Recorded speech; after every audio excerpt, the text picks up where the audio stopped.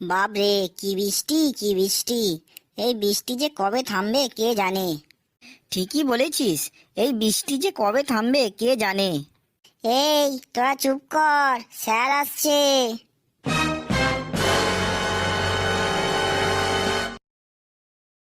Good morning sir. Good morning, good morning.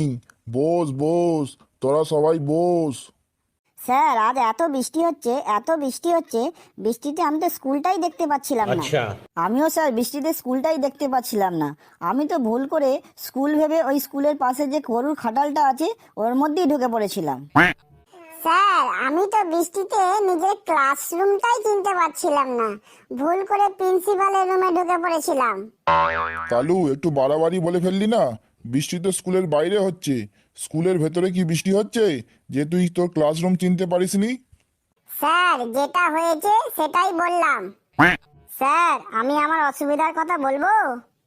না, আর বলতে হবে না। তোরা এবার চুপচাপ বস। এই বৃষ্টি দু একদিনের মধ্যেই কমে যাবে।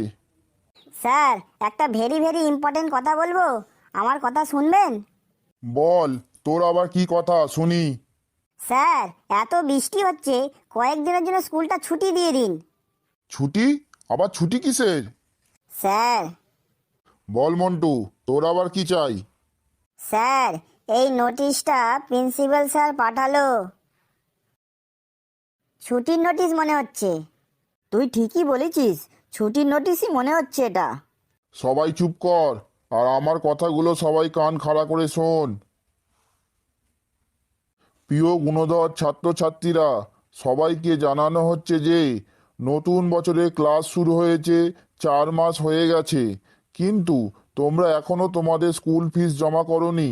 তোমাদের কঠোরভাবে জানানো হচ্ছে যে আগামী 7 দিনের মধ্যে তোমরা তোমাদের স্কুল ফিস প্রিন্সিপাল অফিসে জমা করে দেবে। যে ছাত্রছাত্রীরা 7 দিনের মধ্যে স্কুল ফিস জমা না করবে, তাদের নাম কেটে তাদেরকে ধাক্কা দিয়ে স্কুল থেকে বার করে দেওয়া হবে। ইতি তোমাদের সকলের আদরের প্রিয় প্রিন্সিপাল স্যার। এইবার বল, তোদের মধ্যে কার কার স্কুল ফিস দিতে বাকি আছে? দাঁড়া। আরে বাপরে বাপ, পেঁচি ছাড়া তো কেউই স্কুলের ফিস জমা করিসনি দেখছি। তোরা এখনো স্কুলের ফিস জমা করিসনি কেন? স্যার, কথায় আছে, কর্ম করে যাও, ফলের চিন্তা করো না। ঘেটু, তুই আমাকে আর জ্ঞানের কথা শোনাস না। কিরে কালু, তুই এখনো স্কুলের ফিস জমা করিসনি কেন?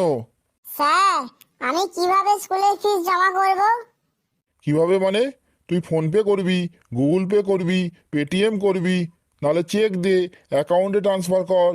স্যার, কিভাবে দেব মানে ওটা নয়, আমি বলতে চাইছি আমাদের এখন কাজকর্ম ঠিকঠাক চলছে না।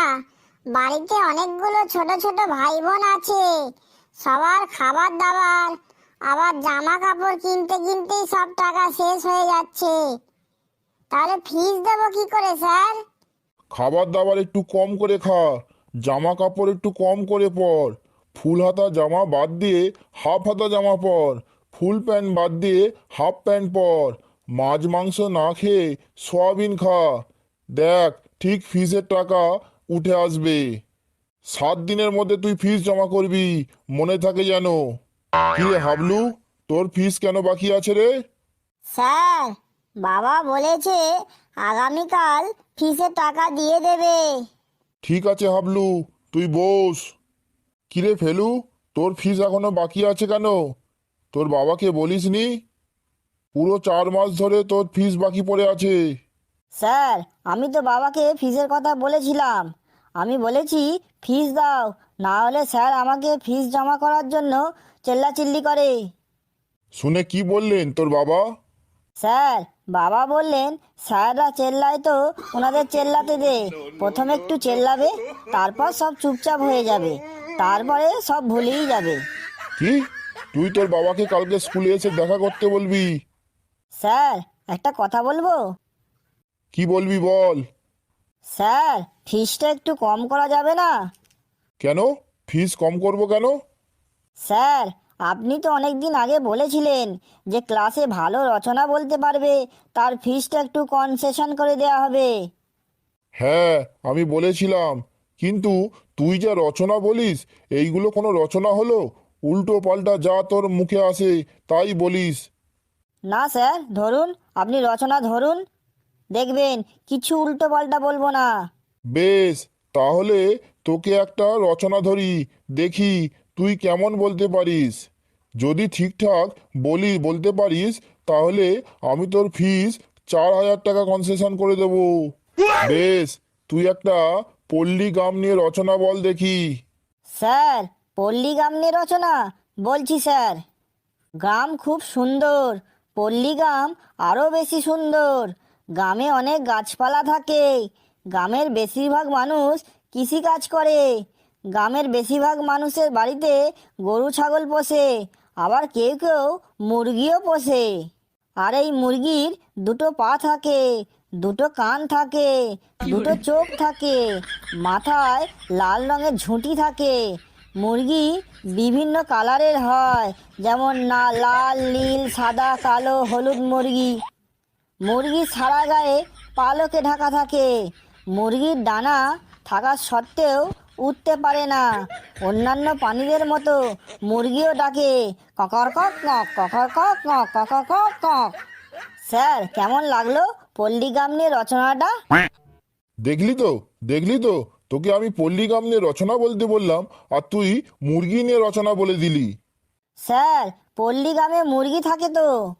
হ্যাঁ, ঠিকই বলেছিস, পল্লী গ্রামে মুরগিও থাকে, আবার সবার বাড়িতে গরু পেটানোর লাঠিও থাকে। যদি ওই লাঠির বাড়ি না খেতে চাস, তাহলে ঠিক করে রচনা বল। বলুন স্যার, এবার কি নিয়ে রচনা বলবো? নে, এবার তুই আমাদের দৈনন্দিন জীবনে মোটর সাইকেলের ভূমিকা নিয়ে একটা রচনা বল দেখি। স্যার, মোটর সাইকেল হলো আমাদের জীবনে একটি গুরুত্বপূর্ণ যানবাহন।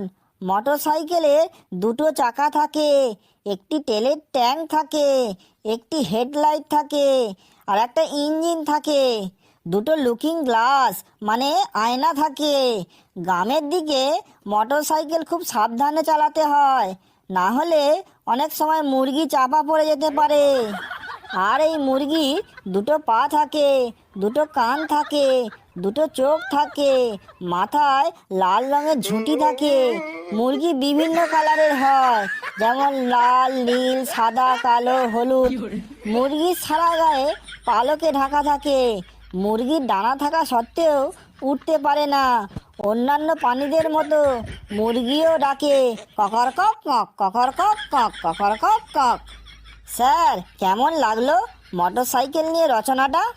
আবার সেই মুরগি? বুঝেছি, এ বেটা আজ স্কুলে আসার সময় নিশ্চয়ই রাস্তায় মুরগি দেখে এসেছে। এ বেটা আজ মুরগি দিয়েই সব কিছু চালাবে। তুই বেটা যদি বুনো ওল হোস, তাহলে আমিও বাঘা তেঁতুল। এবার তোকে এমন রচনা ধরবো, দেখি তুই এর মধ্যে মুরগি কি করে আনিস। নে ফেলু, তুই এবার আমাদের বিদ্যালয় নিয়ে একটা রচনা বলতো দেখি। স্যার, এ তো সোজা, বলছি স্যার।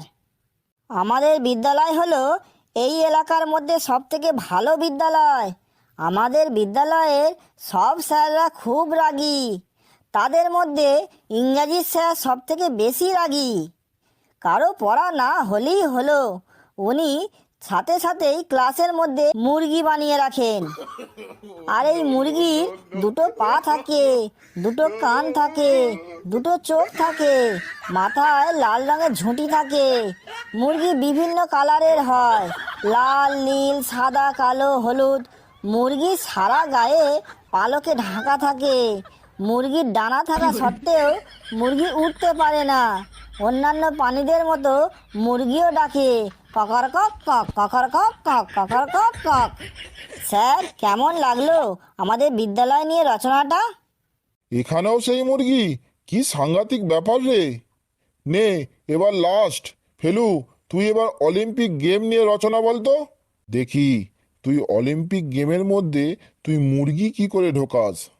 স্যার, অলিম্পিক গেম নিয়ে রচনা বলছি স্যার। অলিম্পিক গেম হলো পৃথিবীর মধ্যে সবথেকে বড় গেম। এই গেমে পৃথিবীর 206টি দেশ অংশগ্রহণ করে। এই গেমে অনেক রকমের খেলা থাকে, তার মধ্যে একটা খেলা হলো ব্যাডমিন্টন। এই ব্যাডমিন্টনের যে ককগুলো হয় সেই ককগুলো মুরগির পালক দিয়ে তৈরি হয়। আর এই মুরগির দুটো পা থাকে, দুটো কান থাকে, দুটো চোখ থাকে, মাথায় লাল রঙের ঝুঁটি থাকে। মুরগি বিভিন্ন কালারের হয়, লাল, নীল, সাদা, কালো, হলুদ।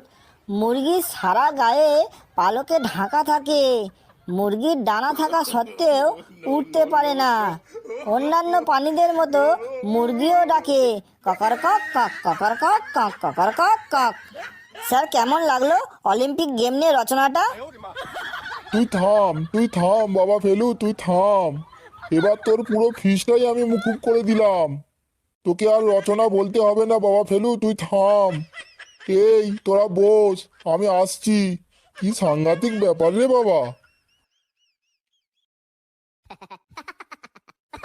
বন্ধুরা, ভিডিওটি কেমন লাগলো আপনারা কমেন্টে জানাবেন, আর ভিডিওটি লাইক করবেন, যত খুশি শেয়ার করবেন, আর চ্যানেলটিকে সাবস্ক্রাইব করে আমাদের সাথেই থাকবেন। হাসতে থাকুন, সুস্থ থাকুন। যত বেশি হাসবেন তত বেশি সুস্থ থাকবেন। আর বন্ধুরা, মুরগি কি করে ডাকে জানেন তো? ককর কক কক, ককর কক কক, ককর কক কক। আসছি বন্ধুরা, পরের ভিডিওতে আবার দেখা হবে।